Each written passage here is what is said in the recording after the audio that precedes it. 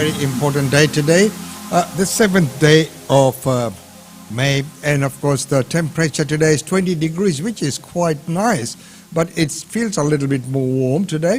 So right now, let's get on with the news for today.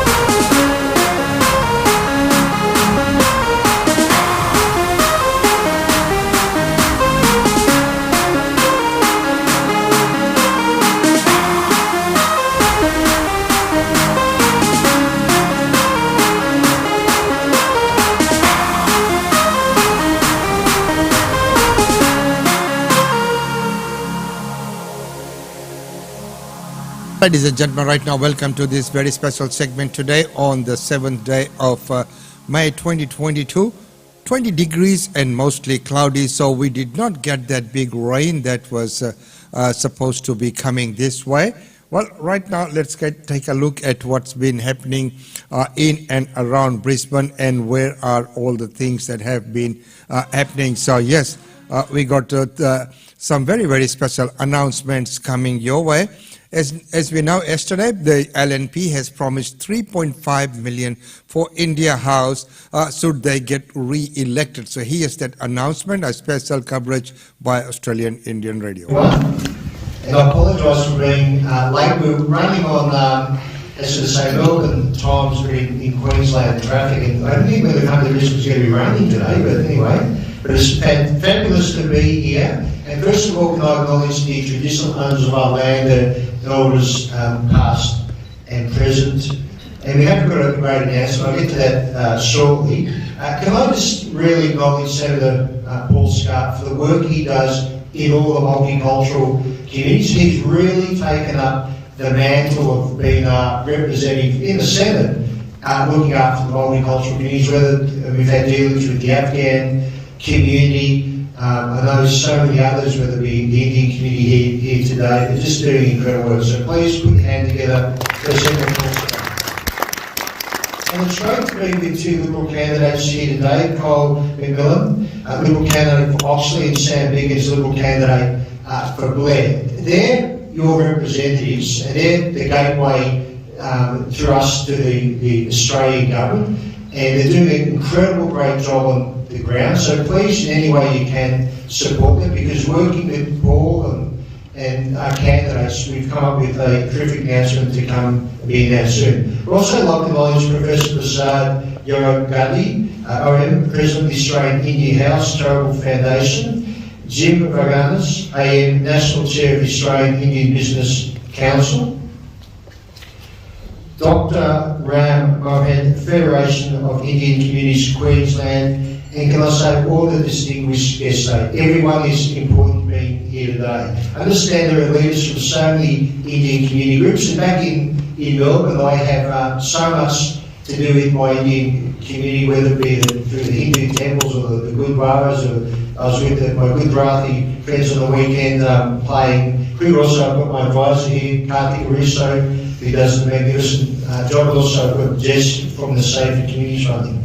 I'm told the main objective of this Australian Indian House is to provide crisis and interim accommodation assistance to poor or distressed migrants, supporting victims of domestic violence, and this is so important, within migrant communities, providing education, vocational training to poor, isolated and disadvantaged migrants, and also to promote diversity of the Indian culture and heritage to people of Indian origin and other Queenslanders. And that's so important, to embrace everyone in Australia as one. I appreciate the fact that you're not only thinking to promote your culture and looking after your own, but also have included the wider migrant community. I commend your leadership on that. That is just so important. I say this to all my multicultural community groups in Melbourne, and in actual fact that's kind of the epicenter. We've got so many different communities there, and when they have functions I invite everyone together, to keep working together as one Australia. The Liberal Morrison government values cultural diversity and is committed to a multicultural Australia, united by our shared liberal democratic values and inclusive national identity. And I say this too, when I even go to citizenship ceremonies, that wherever you come from, your culture and heritage becomes part of Australia. That's been the beautiful thing about the Indian community. Whether it be from food, culture, dance, entertainment, Bollywood, we love it all. I understand this Australia, the Australian Indian House, is a long-standing dream of our Indian community in Queensland, and I am a passionate supporter of all the multicultural centres. I understand the value they bring to our society. It promotes and shares culture, food, faith and traditions. Now, I'm going to ask my colleagues to come up here, because I'm going to make an announcement. Can I have our two candidates here today? So, of course, now, this is what we call a re-election commitment. On the re-election of the Morrison government, so it's the government being re-elected, we're going to commit a massive $3.5 million for building the Australian Indian House in Springfield. What do you think about that?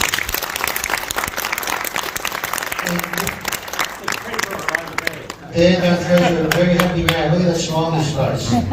So that is a very substantial commitment. In particular, this Senator Paul Scar working behind the scenes and obviously with great support of the candidates. Please give them a hand. And I'll just finish up by, you look at the recent Australian signed economic cooperation and trade agreement between the two countries. And just importantly too, we had Minister Goyal, the Trade Minister from India, and he made a really important point. India is your mother country, but Australia is your home. And Indians have done so well in Australia, and we are all so grateful for what you've done. Over 700,000 Indians in Australia just doing such amazing work. And just one thing which we very much pride ourselves as Liberal Nationals and party, and also I'm a Liberal member down in Victoria, is what we call the Safer Community Funding Program. And the Safer Community Funding Program was one of the programs Prime Minister Scott Morrison himself, after seeing the awful atrocity in New Zealand, recognised we have to make places of worship safe in Australia. And the Morrison government has provided over $2 million to make Hindu temples safer places. When it comes to Gurdwaras, and a number of these I've intervened myself, another $2 million. And we recently just had another election. So that's a great announcement there. The 3.5 million should they get re-elected, and there's quite a lot of announcements that have been made. They are quite welcome. Well, right now, of course, this is election. So on Monday, we have a very beautiful, wonderful interview right here with Raj Guruswamy, and he is, joining because of he's joining via the One Nation Party, and that is causing a bit of a stir out in the community. So we will be talking to him. Here's a glimpse of what you might be able to see on Monday. Well, ladies and gentlemen, once again, welcome to the show today. And today we are going to be talking about politics and elections. Yes. So today we are going to get face-to-face with Raj Guruswamy, a former corporate affairs boss with coal mine giant Adani, as we all know. And Raj Guruswamy is running for Senate on Pauline Hanson's ticket. So that's interesting as well. Welcome to the show, Raj. Thanks, Mr. Umesh, for having me on your show. Appreciate it. Thank you. Okay, so Raj, cutting straight to the chase, from corporate world to politics, what is the reasoning behind this move? Okay, like you said, I've worked for many companies in Australia. Let me give a 30-second of my background. Came into the country in 92, an Australian citizen since 95. And I've worked with big companies like Linfox, Toll, QR National, which is Horizon now, and then Adani. So, but because of my profile, many people know me as an ex or an Adani executive. So the reason for getting into politics is I've seen a lot of issues that a company faces when they are setting up, either when I took Linfox to India or when QR National or Horizon now, when we are trying to do business, the issues that were there, the red tape that was there in the Australian systems. And with Adani, many of you know the difficulties that Adani faced. So I was front and center for some issues. So I thought if there is an opportunity to get into Australian politics, and if I can change something to make doing business easy, that would be a good way of entering or shifting from corporate to political side. That was the main reason. And of course, Pauline Hanson tapped me on my shoulder and asked me whether I would be interested in running as number 2 to the Senate. So one and fell together. So that's where I am. There you go. As we all know, Guruswamy Raj always, many people have always associated him with Adani, and rightfully so because of the way. So if you want to watch the full interview on Monday at 10 a.m. right here on this channel, there's very interesting facts about why he was convinced to go with One Nation when One Nation has always been branded as a racist party, which does not embrace multiculturalism. So why and what is Raj doing there? That will be quite interesting on Monday at 10 a.m. Well, right now, what else is interesting is Malcolm Turnbull, who encourages voters to vote for independence. And first we'll go to his report, and then we'll come back to the Prime Minister's report on what his reaction is to what Malcolm Turnbull had to say. The speech is really about the big problems that we face in Western democracies, including particularly the United States, which of course is the biggest, or at least the most consequential democracy.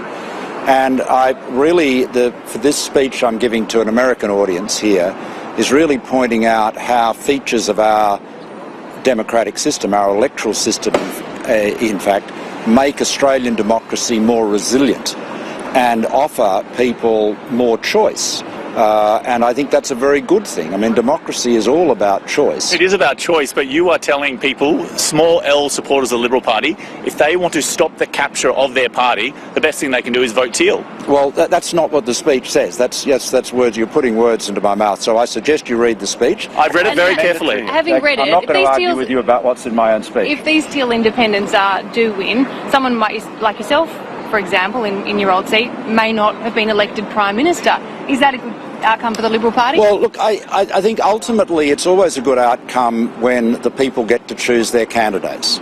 So, democracy, the people are always right, okay? So if the majority of people in Wentworth want to elect an independent, or they want to elect Dave Sharma, or they want to elect the Labor candidate, then that's their prerogative. So what we have to do is support democracy. I'm not telling anybody who to vote for, but I think it's very important that we have a democracy that is resilient. I mean, it's not so long ago there was a mob sent by the President of the United States, Donald Trump, to undertake a coup, like a coup on the Capitol here in Washington. So you cannot take the endurance of our democratic institutions for granted. And it's very important to support them and ensure that they're resilient. So there you are, that's what his point of view is, and he is what our Prime Minister, Scott Morrison, had to say on that. I'll come back. No, I'm in charge. You get the question, then I'll have the answer. After succumbing to the unruly the day before, He's asking... Order. Anthony Albanese takes control, And I've answered the question. which gets you only so far with young Stanley. Hello, what's your name? Stanley. Hello, how you going? Where's your mum or dad? That's your mummy. Hi, mummy. Thanks very much for that contribution.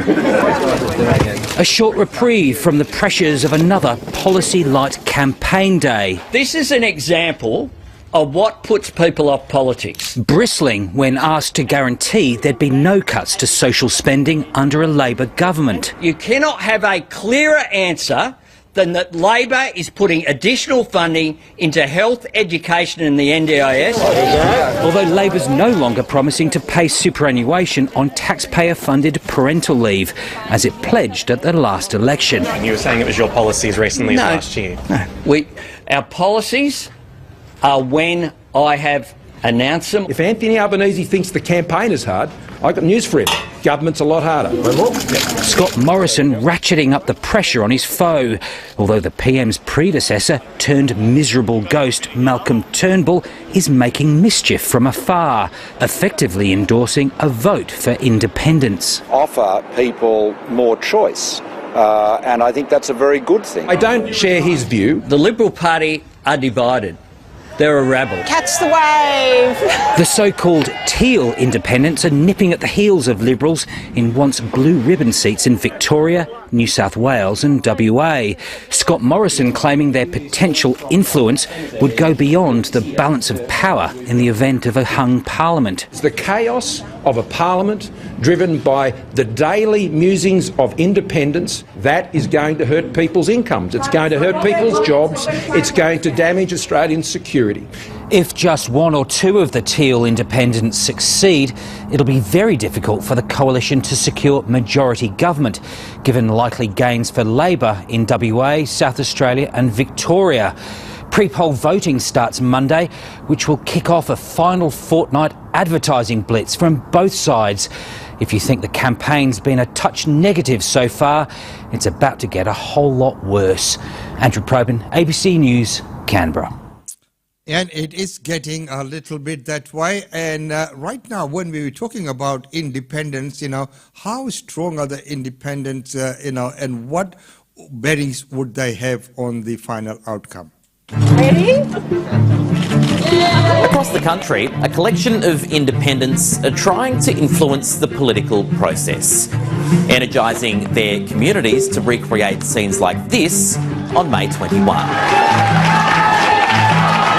Zali Steggall managed to unseat a former Prime Minister 3 years ago. Tonight, Warringah has definitely voted for the future. The so-called teal candidates are mostly women contesting safe Liberal seats. Hi, I'm Sophie Scomps. Because it's our future, not theirs. I'm Dr Monique Ryan and I'm your independent candidate for Kooyong. I think Boothby is wide open. They're running professional campaigns with lots of volunteers, financially backed by an organisation founded by one of Australia's richest men. And many of them are giving inner city Liberal sitting members a scare. Now the fake independents are fake because they're organised and acting as a political party. In no way are we a party. As I've said before, we don't start campaigns, we don't select candidates. The independents are hoping to make the most of growing disillusionment with the major parties and succeed where other minor parties have struggled, in the House of Representatives. People are not necessarily now wanting to see other parties fill the space as much as they are realising that local independents will be more responsive to their electorates. So, are we at the tipping point? This isn't the first time minor parties and independents have had high hopes. Is this the year the ranks of the crossbench swell and independents crash the party? Let's start with the inroads that candidates who aren't from Labor or the Coalition have been making. Votes have been slipping away from the two major parties and into the hands of minor parties and independents. But it's not happened overnight. The third party vote for the lower house has doubled from 12% to more than 25% since 2007. And because of the way our election system works, that 25% of the vote in 2019 translated to just 6 seats in the House, or about 4% of elected members. It's a decline in the major party vote that's only going one way, and that's down. And the national polls suggest there's a very good chance that non-major party vote climbs again this year. But of course, that vote is split between candidates with all sorts of political views. Insane cult of vaccinists that have taken control of our health bureaucracies. And making the big coal corporations start to pay for some of the damage that their product has caused. And it's not the national vote that matters in individual seats, it's how much of the vote gets concentrated on a single candidate. In the 90s, the first minor party rock stars were the Democrats. I believe they wanted a change. Then came One Nation, getting 9% of the vote in the first election it contested in '98. So close that many of them can almost smell the victory. Before also disintegrating. Well, I don't think it's a matter of who takes the blame. Although, since Pauline Hanson's return to the party's leadership, its vote has risen again from near zero to about 3%. That's unfinished business for me. The biggest minor party since 2004 has been the Greens, but they've been unable to exceed their 2010 vote in the 3 elections since then. And in the same period, votes parked with other small parties and independent candidates, they've grown from 7% to nearly 12%. That includes about 3.5% for the United Australia Party last election. Of all the challengers, the most likely prospects to win a new seat off the major parties this time are the inner city independents and the Greens, both of whom have some very similar key issues. So, why would the Teal independents succeed where the Greens haven't? Climate change has become a mainstream agenda item, and that there are a lot of climate independents and others who are now representing the issue without any party political or underlying ideological baggage, and I think that's actually refreshing for people. It's not a pseudo-political party, it is a political party. I mean, if you're funded by the same people, if you're running the same strategy, if you're using the same technology platforms, the same consulting groups, Climate 200 is just the next chapter in the book of Get Up. That's what we're seeing being played out here and around the country. It's dishonest. It's dishonest. So the claim there is that the independents are not that independent, but they are organised. And of course, time will tell where we end and how things shape up. Well, right now, let's look at the Indigenous community as well. And what's the sentiment within the Indigenous voters? In the remote community of Beswick, leaders are dismayed. Just a few women now come to work for the dole activities. When the law changed, all our young women stopped coming. Last year, the coalition made it voluntary, and the women fear those not attending are becoming lost to welfare dependence and alcohol. I am very worried about these young people. I think our main problem is all about alcohol, domestic violence and drug. Both major parties have promised repeatedly to fix the programme, to make it a pathway to real jobs in communities, but neither have said how. We would just like to see our politicians keep their word. What they say will happen, not just promises they can't keep.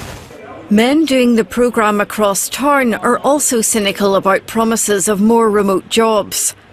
There's been a lot of promises from the last couple of years back, and we didn't see some things happen, 3 people are having to sleep on the living room floor of this house in Beswick, and for this family and other people in the community, more housing to ease overcrowding is the key priority they want to see addressed. 12 people are forced to live in Wayne Runyu's 3-bedroom house. It's no room for us to, in a cultural way. His nephew is hoping he will eventually get a new home so he can move out of this derelict building where he lives with no power and water. Waiting for a new house up the suburb. And have you been waiting a long time? Yeah.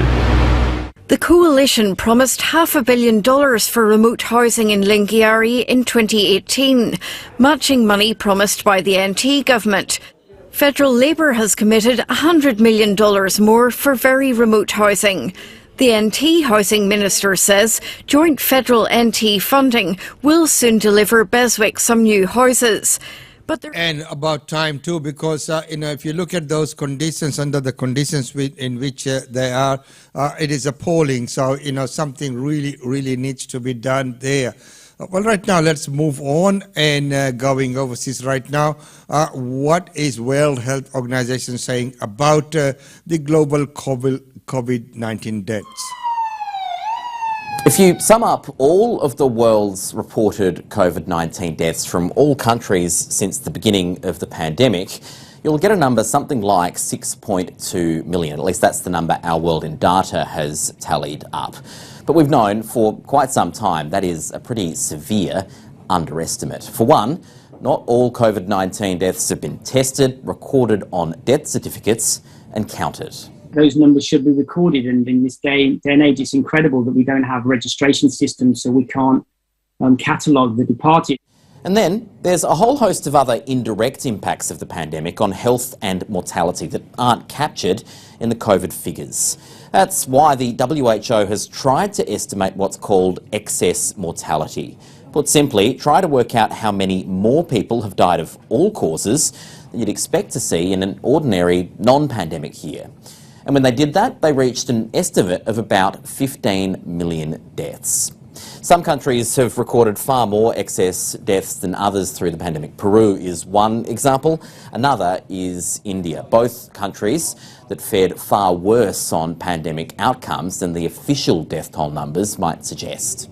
You know, the healthcare systems were overwhelmed. And a lot of those deaths were in rural areas. And so the majority of those deaths weren't reported officially. And so that's why we see this huge difference. For India, there's a tenfold difference between the reported official number of deaths and then the excess deaths that we've estimated. And even that 15 million estimate from the World Health Organization is likely higher now. Its estimates only go up to the end of 2021, excluding the worldwide Omicron wave at the start of this year. So there you go. As we know, a lot of cases have not been reported and the number of deaths have not been recorded. So the actual number, who might know, it's very, very hard to gauge that. It's only a guesstimate and not a true accurate record because, it's very hard to trace and many things people just didn't report. So the ones that are reported and recorded is what is on that graph. Well, right now, finishing off today's segment, we'll go once again to Mariupol. This is the last part of Mariupol still in Ukrainian hands. Inside the Azovstal steel plant are 200 civilians, including at least 20 children, and now Russian troops. Currently, Russian shelling and the assault on Azovstal do not stop, but civilians still need to be taken out. Just imagine this hell. There are children there. Hassan is a medic who filmed this video from inside. I don't know which day of the war it is. People are dying, some from wounds, some from starvation. We have no time. I don't know if there's a tomorrow for me. Vladimir Putin says Ukraine should order its fighters remaining in the complex to surrender, but resistance is holding out for now. Ukraine is our mother, these soldiers sing. While evacuation efforts are underway to help those still inside, the way out is fraught with danger. Stunned and silent, these Ukrainians were rescued from Russian-controlled Donbass by volunteered drivers. It was so scary. 2 other buses with the group didn't make it back. This is what rescuers face daily. Mikhail, a local history teacher, filmed this footage and is the driver of a school bus, one of the 2 that went missing. Russia has promised to pause its military activity for 2 days to allow civilians to leave the Azovstal plant, but it's already been accused of breaking the ceasefire. The timing of this is significant. Moscow is busy preparing for its annual Victory Day celebrations on Monday, marking the defeat of Nazi Germany in 1945. Capturing the whole of Mariupol by then could be the symbolic win that Vladimir Putin so desperately needs. Nick Dole, ABC News, Dnipro. And the situation is not getting any better. And, once again, looking at those conditions under which those people are trying to escape, and heads off to the volunteer drivers trying to coming in there and assisting them. Well, ladies and gentlemen, that's about all we have time for in today's this segment. But right now, let's take a look at all the functions and events happening right here in Brisbane.